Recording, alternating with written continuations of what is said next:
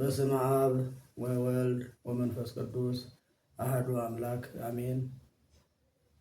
የተከበራችሁ የእግዚአብሔር ቤተሰቦች፣ የእመቤታችን የንጽሕተ ንጹሐን የቅድስተ ቅዱሳን የአስራት የቃል ኪዳን ልጆች፣ የጻድቃን የሰማዕታት የቅዱሳን መላእክት አገልጋዮች፣ አባቶቼ፣ እናቶቼ፣ ወንድሞቼ እና እህቶቼ በመላው ዓለም የምትገኙ በልዑል እግዚአብሔር ፍጹም ሰላም እላችኋለሁ። እንደየሰዓት አቆጣጠራችሁ እንደምን ዋላችሁ፣ እንደምን አደራችሁ፣ እንደምን ቆያችሁ። ቸሩና ኃያሉ እግዚአብሔር አምላካችን ይችን ሰዓት ባርኮ ቀድሶ ስለሰጠን ዛሬም ዘወትርም ስሙ በፍጥረታት አንደበት ሁሉ የተመሰገነ ይሁን።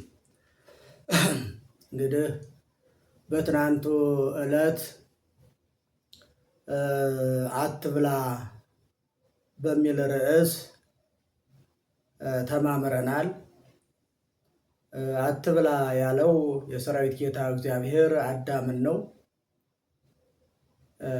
እንግዲህ አትብላ የተባለው አዳም የጾምን ስርዓት እንዲያውቅ እንዲማር መሆኑን ተማምረናል። እግዚአብሔርም አዳምን አትብላ ያለው የጾምን ስርዓት ሊያስተምረው እንደሆነ፣ ስለ ጾም ሊያስተምረው እንደሆነ ተማምረናል በትናንቱ ሰዓት እና በትናንቱ ዕለት እና አትብላ የተባለው አዳም አትብላ የተባለውን ትእዛዝ ጥሶ አትብላ የተባለውን ሕግ ሽሮ ምን እንደደረሰበት መጽሐፍ ቅዱስ ያስተምረናል። ምን እንደገጠመው፣ ምን እንዳገኘው መጽሐፍ ቅዱስ በሰፊው ያስተምረናል። አዳም አትብላ የተባለውን በልቶ ማስጠንቀቂያውን አልፎ ከመከራ ሥጋ ከመከራ ነፍስ ላይ ወድቋል። መከራ ሥጋ የመከራ ነፍስ ደርሶበታል። መከራ ሥጋ መከራ ነፍስ ደርሶበታል። አዳም አትብላ የተባለውን በልቶ ከአባቱ ከእግዚአብሔር ተጣልቶ ገነትን ያህል ቦታ አጥቶ በእግረ አጋንንት ተረግጦ ሲኖር አይተነዋል እና አዳም የሚያስተምረን እኔና እናንተን አታድርጉ ያለንን እግዚአብሔር እንዳናደርግ፣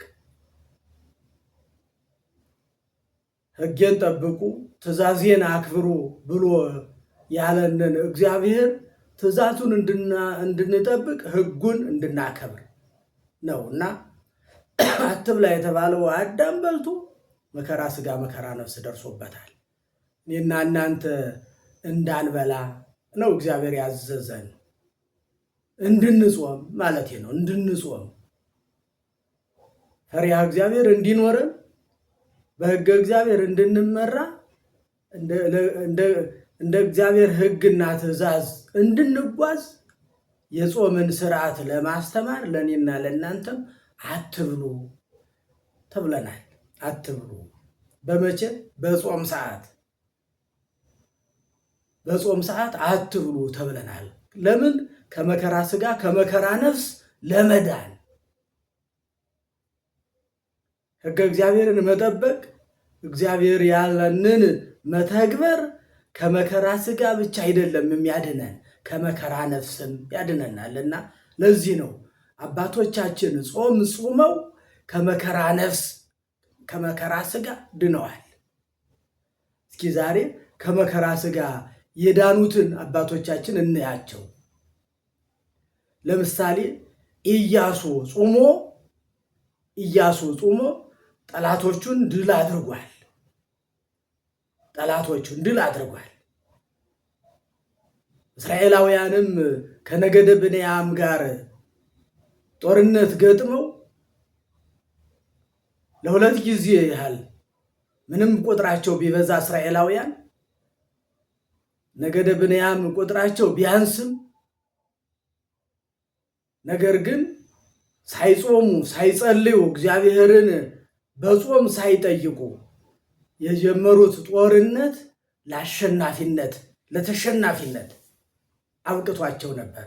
በኋላ ግን እግዚአብሔርን በጾም በጸሎት ጠይቀው እንደገና ወደ ጦርነቱ ሲገቡ ያሸነፏቸው ነገደ ብንያም እስራኤላውያን እንደገና አሸንፈዋቸዋል። ስለዚህ ከመከራ ሥጋ ድነዋል ማለት ነው ጾመው።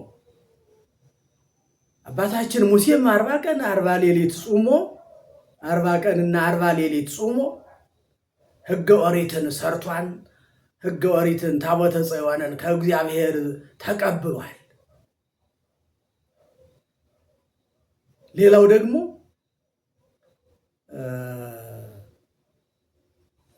አርጤክስስ የሚባል በዓለም ላይ ኃያል የነበረ ንጉሥ ነበረ። በ127 ሀገራት ላይ ነግሶ የነበረ ንጉሥ እና የዚህ የአርጤክስስ ባለቤት ወይም ንግሥት የምትሆን አስቴር የምትባል ነበረች እና ወንድሟ ያጎቷ ልጅ መርዶክዮስ የሚባል እና ላባ ማን ነው መርዶክዮስ ሃማ የሚባል ደግሞ የአርጤክስስ የጦር አዛዥ ቢትወደድ የጦር መሪ ነበርና ይህ መርዶክዮስ ለሃማ ስላልሰገደለት መርዶክዮስ ለምን አልሰገደልኝም፣ ለምን ናቀኝ፣ ለምን አዋረደኝ ብሎ ሃማ በመርዶክዮስ ላይ በጥላቻ ተነስቶ መርዶክዮስን ብቻ አይደለም ነገደ ይሁዳን ወይም ነገደ እስራኤልን በመላው ዓለም ያሉትን ለማጥፋት ትእዛዝ ከአርጤክስስ ንጉሥ ተቀብሎ እስራኤላውያንን ለማጥፋት ተነሳሳ። በዚህ ሰዓት መርዶክዮስ ለንግሥቲቱ ለአስቴር እንዲህ ሲል ነገራት። ሃማ እስራኤላውያንን ነገደ ይሁዳን በመላ ዓለም ያለውን ሊያጠፋ ከአርጤክስስ ከንጉሱ ትእዛዝ ተቀብሏልና ለአርጤክስስ ለንጉሱ ግቢና ነገር የለና አላት። ወደ ንጉሱ ደግሞ እንዲሁ ዝም ብሎ ሳይፈቀድ ከ3 ቀን በፊት መልእክት ሳይነገር መግባት አይቻልምና አስቴር ምን አለች? እንግዲህ እኔ በንጉሱ ዘንድ ተሰሚነት ተደማጭነት እንዳገኝ እግዚአብሔር ክብርን ሞገስን እንዲያጎናጽፈኝ በንጉሱ ፊት በአርጤክስስ ፊት እግዚአብሔር ክብር እንዲሆነኝ ክብርን እንዲሰጠኝ መወደድን መከበርን መሰማትን መደመጥን እንዲሰጠኝ ጾምልኝ፣ እኔም ጾማለሁ፣ እናንተም ጾም ያዙልኝ፣ ጾም ጾሙልኝ አለች።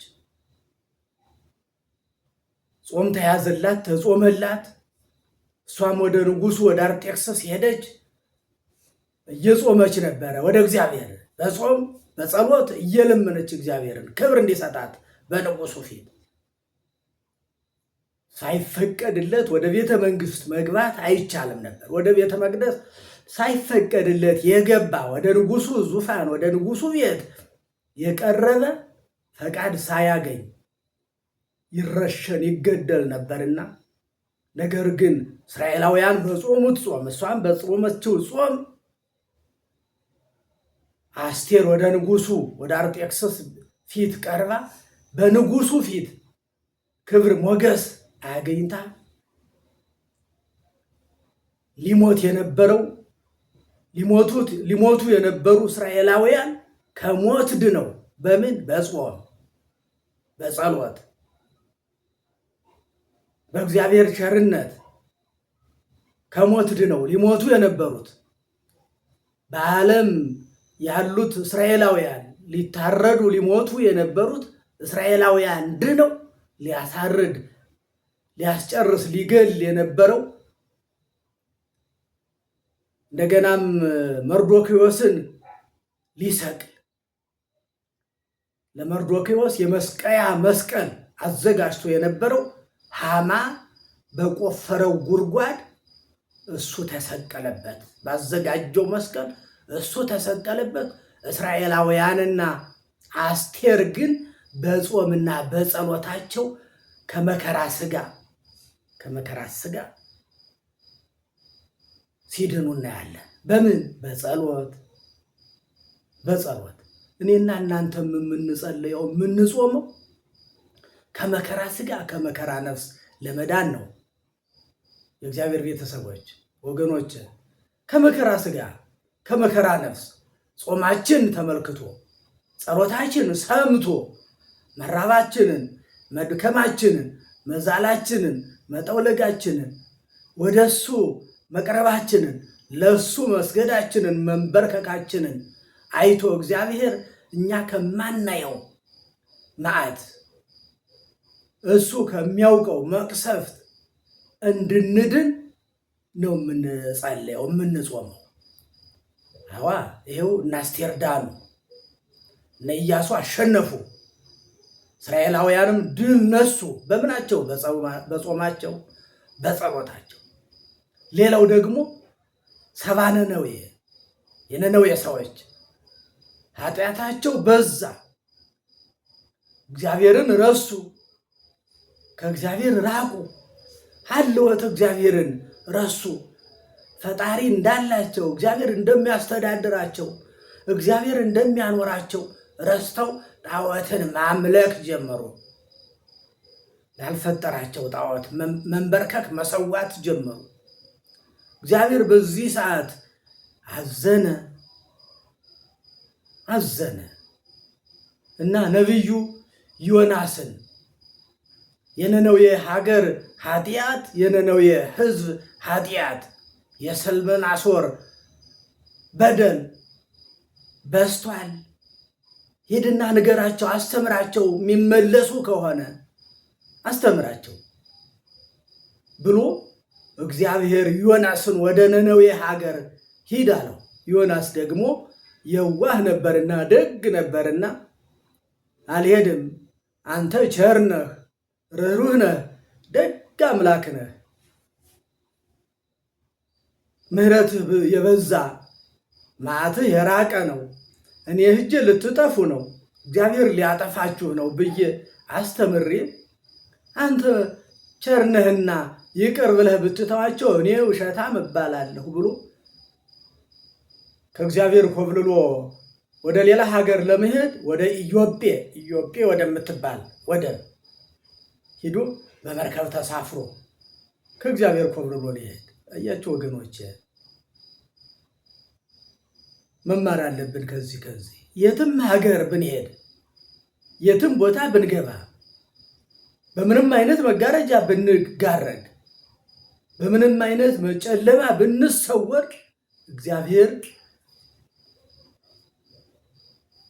እግዚአብሔር ያየናል፣ ይመለከተናል። ዮናስ ወደ የታዘዘበትን ትቶ ወደ ሌላ ሀገር ለመኮብለል ሌላ መርከብ ውስጥ ገባ። ነገር ግን ያችን መርከብ እግዚአብሔር በዚያ ባህር ውስጥ በማዕበል መታት። ያችን መርከብ ተናወጠች። በዚያች መርከብ ያሉት ሕዝብ ሁሉ ተጨነቁ።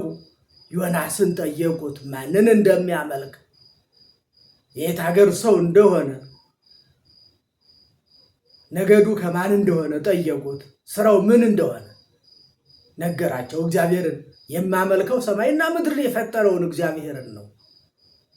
ስለዚህ ይሄ ነገር በምን በኩል መጣብን? ጸልይ፣ ወደ እግዚአብሔር አመልከት። በእኔ ነው የመጣባችሁ፣ እኔን አውጥታችሁ ጣሉኝ አለ። አውርደው ጣሉት። የታዘዘ ዓሣ አንበሬ መጥቶ ዮናስን ዋጠው። እዚያ በኋላ 3 ቀንና 3 ሌሊት በከርሰ አንበሬ በባህር ውስጥ ሆኖ ያ የታዘዘ አንበሬ ዓሣ ነነዌ ሀገር ወስዶ ጣለው።